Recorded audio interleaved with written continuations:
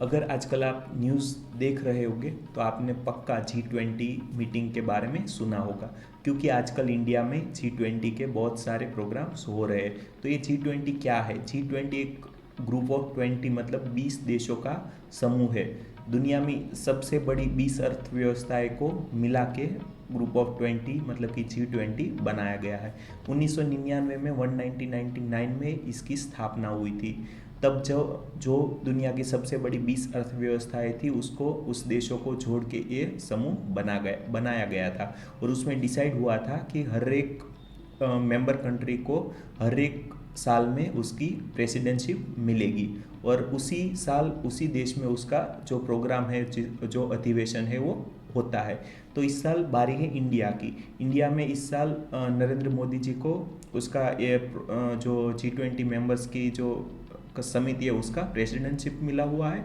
और इंडिया को इसका जो प्रोग्राम है वो सभी इस साल इंडिया में होने वाले हैं। तो ये G20 है, उसमें Canada, United state, Mexico, Brazil, Argentina, south Africa, Australia, Indonesia, south Korea, Japan, China, Russia, Saudi Arabia, India, Turkey के साथ साथ ये जो यूरोपियन यूनियन है उसको गिना जाता है।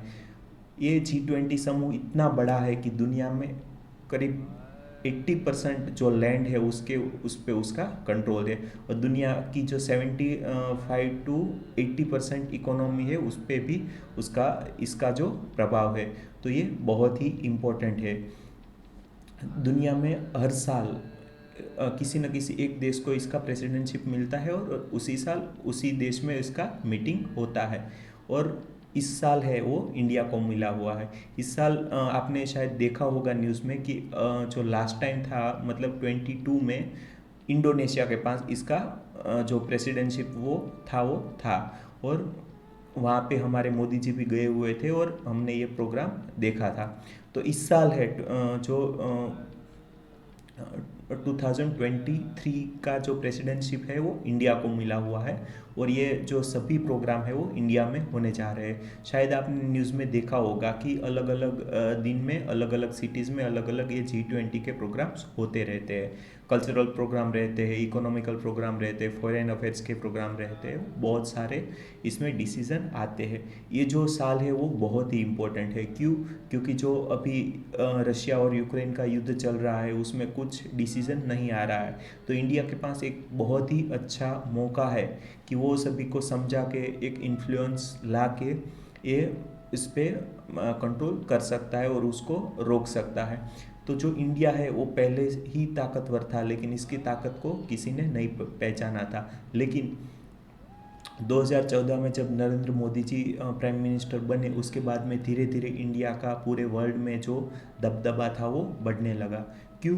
क्योंकि जो इंडिया है वो पहले कोई भी डिसीजन में पार्टिसिपेट नहीं करता था, लेकिन नरेंद्र मोदी जी के आने के बाद में दुनिया के हर एक छोटे बड़े फैसलों में वो अपनी राय रखते हैं और उस पर उसका प्रभाव होता है।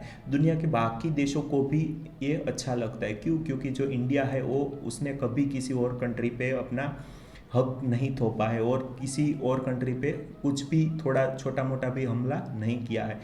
सभी दुनिया में से इंडिया एक ही कंट्री एक ऐसा है कि इतना ताकतवर होने के बावजूद भी कोई बाकी देश की कोई भी लैंड है उस पर कब्जा जमाने का काम नहीं किया है। और कुछ जमीन नहीं और कुछ भी इकोनॉमिकल जो अपने फ़ायदे हैं वो कभी किसी से ऐसे ख़राब तरीके से नहीं लिया है।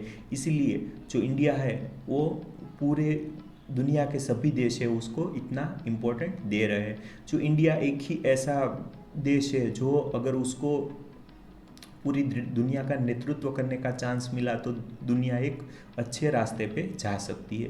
क्यों?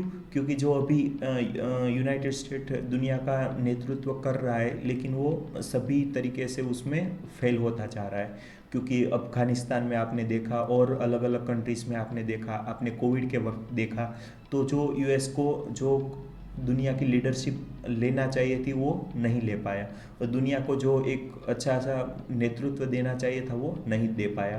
तो आने वाले वक्त में इंडिया को इसका फ़ायदा होने वाला है, वो आप देख पाएंगे। ये इंडिया के लिए बहुत ही अच्छी बात है। जो विदेश के पास विदेश में जो जो ताकतें थी आज उसी ताकत में इंडिया सबसे आगे बढ़ रहा है। दुनिया में आज इंडिया 5वीं सबसे बड़ी अर्थव्यवस्था बन चुका है। यूएस, चाइना, फ्रांस, जापान को पीछे छोड़ के 5वें नंबर पर इंडिया आ चुका है।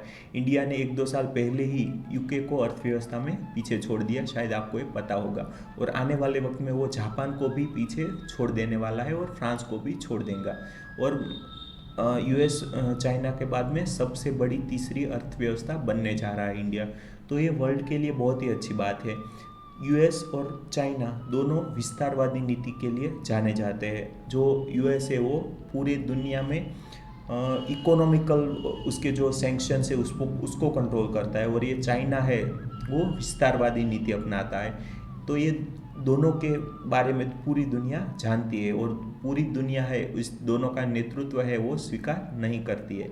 इसीलिए इंडिया के पास है वो बहुत ही अच्छा चांस है। तो आने वाले वक्त में इंडिया ही पूरी दुनिया पे राज करेगा और पूरी दुनिया को एक अच्छे रास्ते पे ले जाएगा। पूरी दुनिया को शांति के और सत्य के मार्ग पे ले जाने का काम आने वाले वक्त में इंडिया ही करेगा।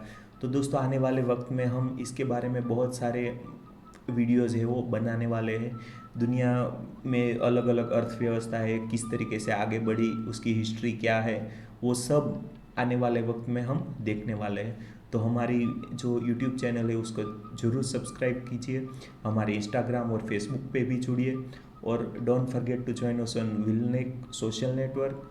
एंड हमारे साथ बने रहिए। आपके कीमती वक्त के लिए बहुत बहुत धन्यवाद। Thank you so much.